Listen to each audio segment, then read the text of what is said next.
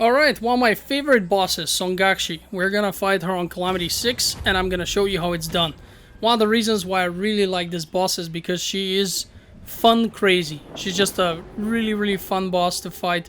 Her mechanics are very fair for the most part. She's very straightforward. There's just one thing where that's a bit more tricky. Essentially, what you want to do is, at the beginning of the fight, go behind her back as much as you can. Don't forget to use iframes because some of her attacks do pretty decent damage. And you want to drain her until she starts going crazy. Well, more than at the beginning. So now she disappeared. She's gonna start appearing all over the place. Most of them will not attack you, but one of these is gonna be aggressive and shoot at you. And that's the real one. You see her over there? Well, she didn't really shoot. She kind of did a different attack, but whatever it is, she's the one that's the real one. You want to whack her even more. As a mage, I can afford to be on low HP because I can heal pretty effectively, but most of the other characters will actually have to go and grab a green orb or something if they get caught up in this attack. And as the fight progresses, her attacks do a little bit more damage and her range increases. So at the beginning of the fight, you can afford to be more careless, as is with most bosses really, but later on you need to be more technical and careful. Now when you see her laugh like this, just stay in one place and laugh, you have to go and use a CC effect, and I personally only use the stiffen effect because that's the most convenient for me. I am not 100% sure if other effects will work as well, but generally any stun effect should be able to stun her for a few seconds, which will allow you to do some back damage. And then we go back to her whole thing where she disappears, appears somewhere, makes some copies to confuse you, and then shoots at you. And again, you want to continue with that until the next phase, where things are going to slowly start getting more serious.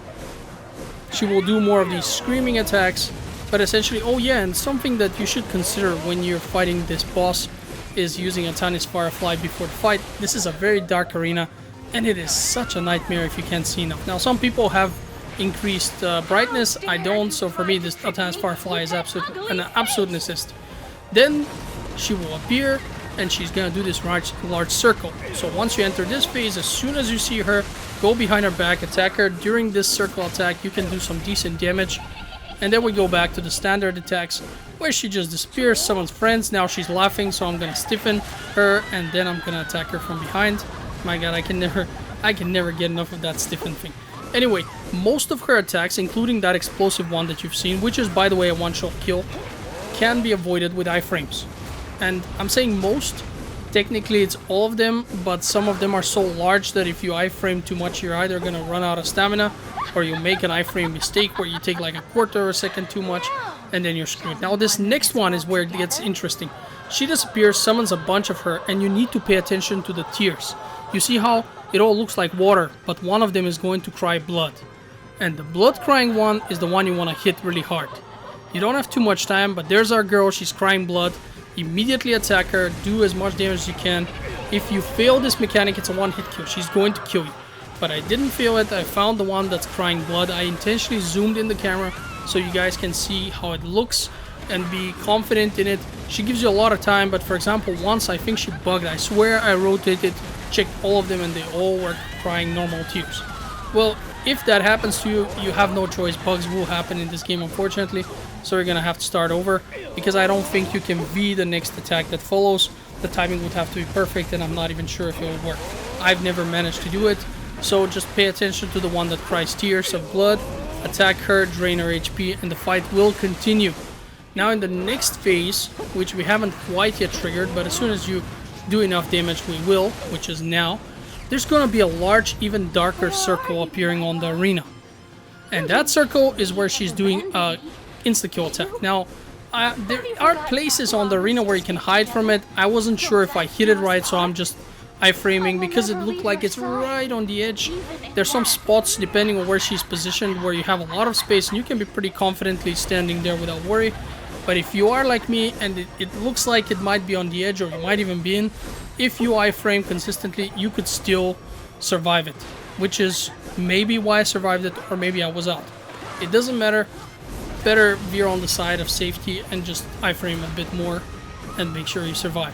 But of course, as with all bosses, never stop considering your stamina. You want to think about your stamina, because any character, mages or whatever, without stamina are dead characters with these bosses who really do not accept anything but iframes when it comes to their attacks. This time I managed to teleport out of the attack. You see I'm very confident here. This is very far out, so I'm not having to jump around in order to iframe and survive this attack. And you will notice that Songakshi's attacks, as I've mentioned at the beginning of the fight, are now having a much larger area of effect. They're longer, they're wider, and they do more damage, by the way. So this is when she's basically recognizing that death is imminent, and you have to be careful. Look at this. This swiping attack covered almost the whole map. It's pretty insane. So if your iframe game is not on point, this is not the boss for you. And quite honestly, pretty much none of the bosses is for you. I guess the bamboo guys are pretty easy, but I digress. You have to be very good at iframing. And again, she does this huge dark attack where if you stay inside, you're dead instantly. You gotta recognize it, and the best way to do so is she disappears and the ground below you gets a little bit darker. Actually, it gets a lot darker. So this is how I recognize it. I do not pay that much attention to what she actually says.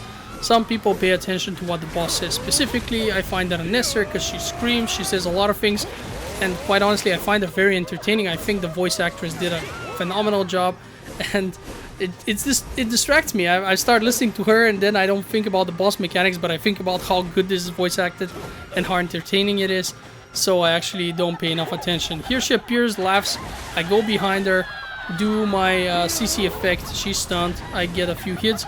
Of course, as with all other things, Songakshi is also going to become relatively resistant to these attacks, meaning that she's gonna get stunned for less and less time.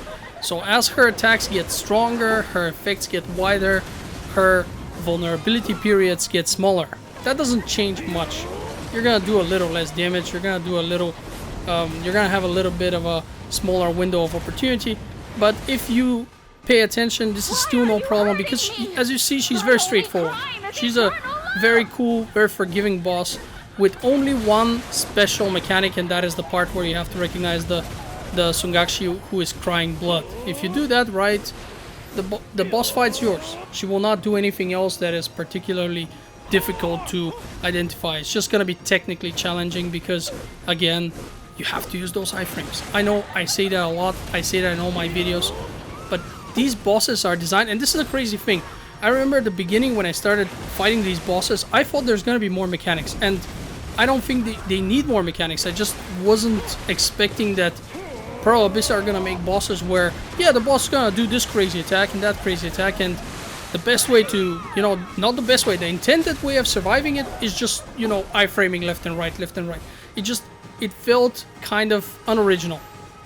But now that I do it, I think it's actually very good because it creates the necessity to be careful with your stamina. You don't have to, I did a lot of Pit of the Undying, and in Pit of the Undying, pretty much any mechanic in there is like, apply this effect, apply that effect. It's super annoying.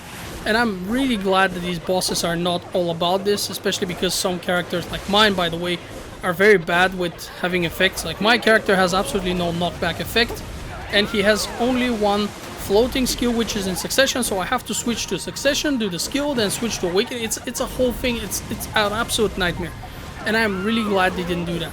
So generally what they want you to do is do some kind of boss mechanics which are usually original and cool and not so dependent on specific effects. And as you can see, Songakshi is about to drop. She's done all she has. She's offered all the resistance she can provide, and at this point the fight is over for her. She's accepted her fate, and she's going to have to look for her husband somewhere else. I hope this video has been useful to you, and if you have any questions, leave them in the comment section, and in case you want to see some other bosses, check out my other videos. This is Nino signing out.